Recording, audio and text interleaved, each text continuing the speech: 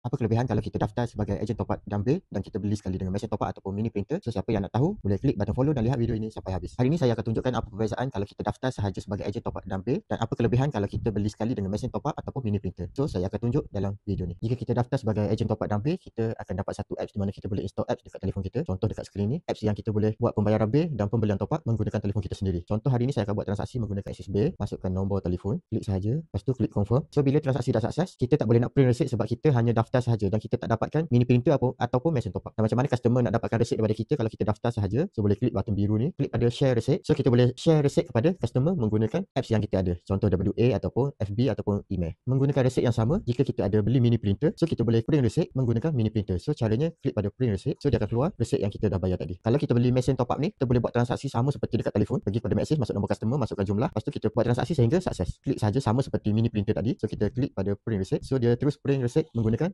mesin top up ni. Siapa yang dapatkan mesin top up ni, dia tak perlu guna telefon lagi dan boleh print receipt sama seperti menggunakan telefon dan mini printer. So, ini adalah perbezaan untuk kita daftar sahaja, daftar dan beli mini printer dan juga daftar dan beli mesin top up. Siapa yang nak dapatkan sistem top up ataupun mesin top up ataupun mini printer dan ada apa-apa pertanyaan, boleh klik link dekat bio saya.